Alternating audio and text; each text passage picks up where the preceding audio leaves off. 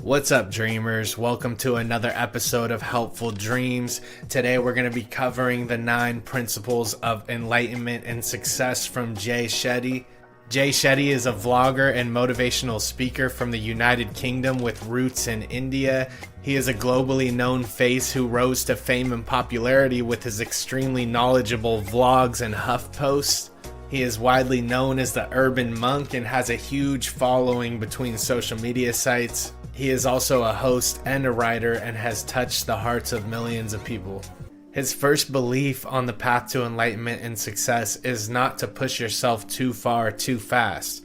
He believes that especially if you're kind of floating aimlessly and not sure where you want to go with your life, that it's important to push yourself out of your comfort zone to try new things.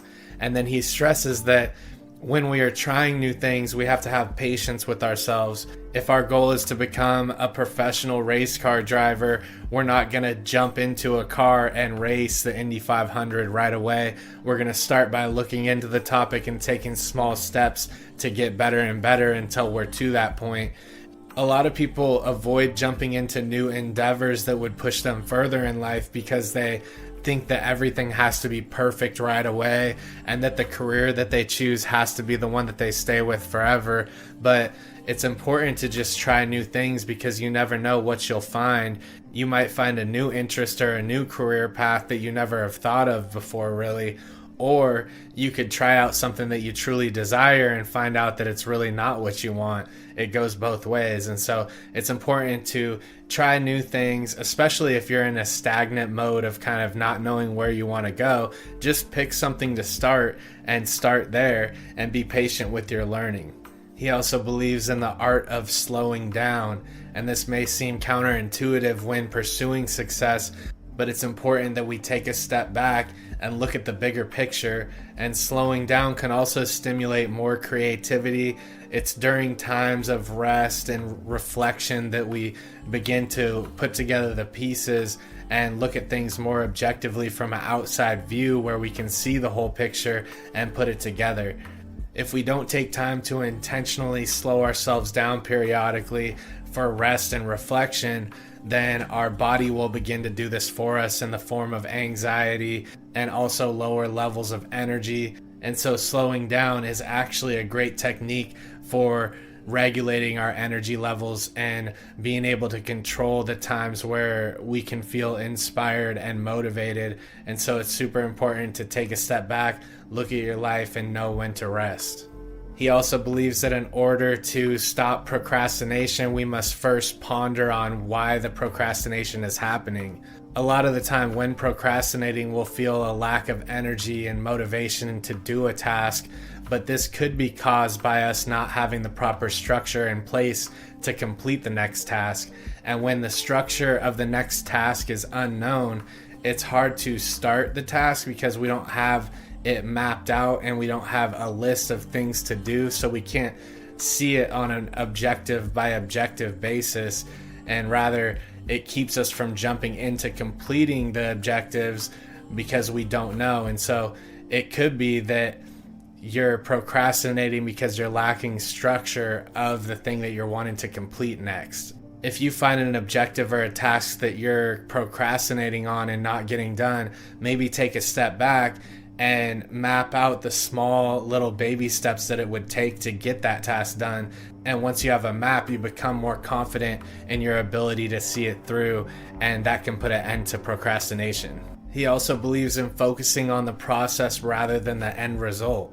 What this means is instead of putting a hefty goal on yourself to lose a certain amount of pounds, you ask yourself, how can you be a healthier person in the now? How can you be a healthier person now? And if you're constantly in the present moment thinking of how you can be a healthier person, the result comes along with it. It's all about learning to cherish the process and obsess over the process rather than the end result, because sometimes we can be going along our weight loss journey and feel underwhelmed that we're not hitting our weight goal fast enough, and this can lead to us falling off and it can lead to us failing on reaching that goal. But if we focus constantly on being inside of the process and becoming a healthy person in every moment, then we'll make the proper decisions more frequently that will lead us to our desired result.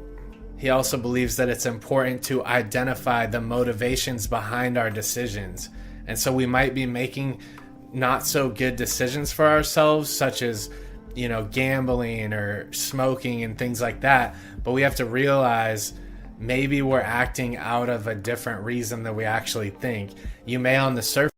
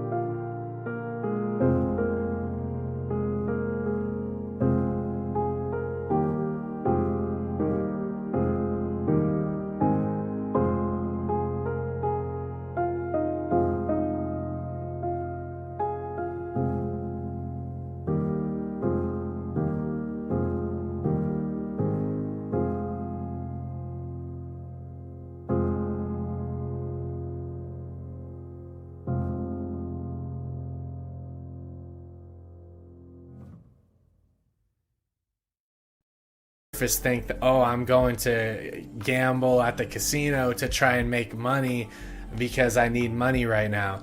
However, the underlying motivation may be that you're in emotional pain and you're trying to search for any dopamine to put ease to that pain.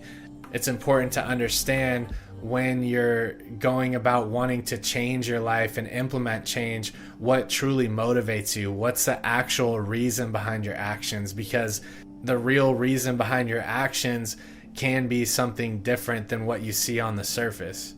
He believes that we should also release our expectations of others.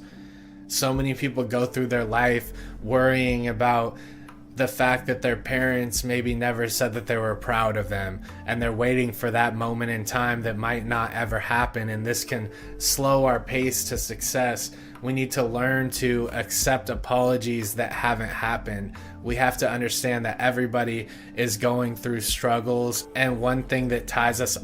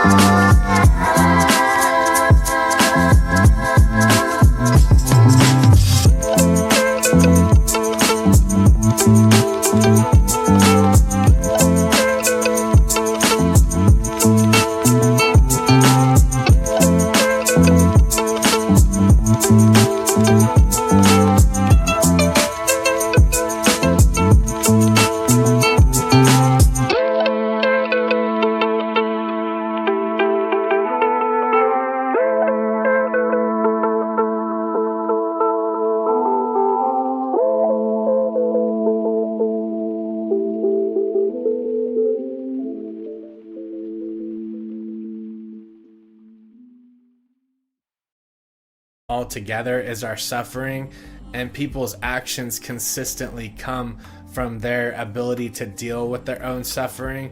That's how I've found it's easier to forgive people and find closure, even if a person hasn't apologized or acknowledged what they've done to you, is if you can step outside of your shoes and understand that everyone's actions are stemming from some type of suffering. He also believes that we should break free of our social media addictions. Now more than ever, people are consuming information faster than ever, and we're exposed to every type of emotion under the sun. One minute we could be looking at a friendly cat video on our social media feed, and then the next we could be mourning someone who passed away. We need to learn to reduce our exposure to these platforms in order to emotionally regulate on a regular basis, or else we'll be caught up and consistently caught up in the winds of emotion, and we'll lack the focus to actually get things done.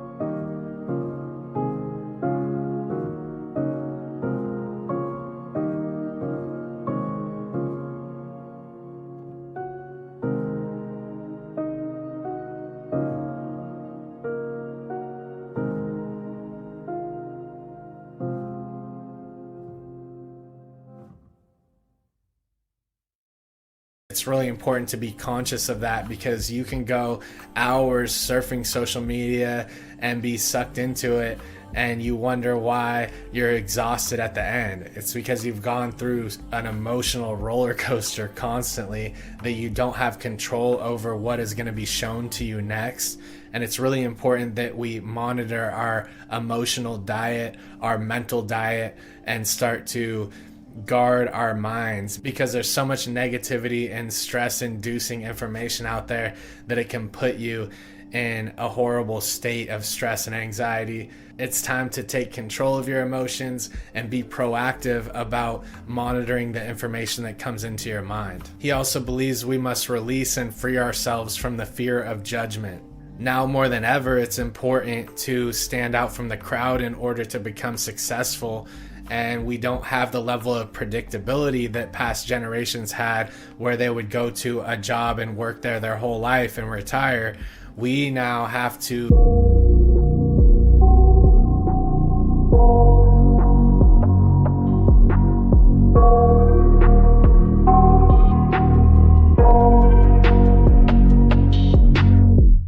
I got nightmares in my head, I fear that the thoughts build up until I can't hear, that my mind fills up into a creature, and it haunts me somewhere much deeper. Anxiety, filling up every space, no privacy. And silently, it could build and build until you finally see, whoa, it's taking over, damn no closure, moving closer. No exposure, I just wanna be a loner.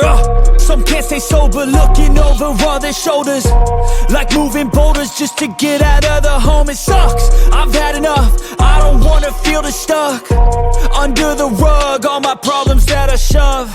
I got nightmares in my head, I fear that the thoughts build up until I can't hear, that my mind fills up into a creature, and it haunts me somewhere much deeper. I got nightmares in my head, I fear that the thoughts build up until I can't hear, that my mind fills up into a creature, and it haunts me somewhere much deeper. I've been feeling weird, I can't seem to focus good enough, nothing's really clear, sometimes it could be a little tough. I just need to feel like the end's in sight for me, but let's be really real, anxiety can foggy all this stuff. I've been feeling weird, I can't seem to focus good enough, nothing's really clear, sometimes it could be a little tough. I just need to feel like the end's in sight for me, but let's be really real, anxiety can foggy all this stuff. It sucks when you finally feel like giving up. Oh God, no luck, everything feels like you're sticky stuck. I'm lost, handcuffed to the bed where I sleep, don't give a fuck. Can't stop, unplug, feeling overwhelmed, I think I've had enough. Gotta find a way to get some energy, gotta find someone who's a good friend of me. I need purpose to make it all worth it, I'm still searching and I'm still learning. I want a life that's filled with memories, not a life with regret in front of me. I need focus to keep me from hopeless psychosis if I keep moping. I got nightmares in my head, I fear that the thoughts build up until I can't hear, that my mind fills up into a creature, and it haunts me somewhere much deeper. I got nightmares in my head, I fear that the thoughts build up until I can't hear, that my mind fills up into a creature, and it haunts me somewhere much deeper. I've been feeling weird, I can't seem to focus good enough, nothing's really clear, sometimes it could be a little tough. I just need to feel like the end's in sight for me, but let's be really real, anxiety can foggy all this stuff. I've been feeling weird, I can't seem to focus good enough, nothing's really clear, sometimes it could be a little tough. I just need to feel like the end's in sight for me, but let's be really real, anxiety can foggy all this stuff. Stand out and take the reins and control the direction of our lives, and this involves striving to stand out from the crowd and be different, or else you'll fall in and blend in with the masses. And the first thing that's going to happen to you when you begin to stand out is you're going to get friction, you're going to get pushback, and that's just a natural reaction of the masses when somebody's trying to stand out. We must learn to push through that. And you can look around at all the creative minds who have jumped out of the mix, and it all took a level of them not taking to heart what other people thought about them in order to be comfortable in their own skin and to continue on the path that they were meant to walk. He also believes on embracing an experimental mindset when it comes to personal growth. We must avoid being stagnant and staying still at all costs, and we must work to try new things. That's how you truly find out what's going to work best for your life. It's also how you can reflect on things that maybe didn't work out and change them in the future. And nowadays it's easy to have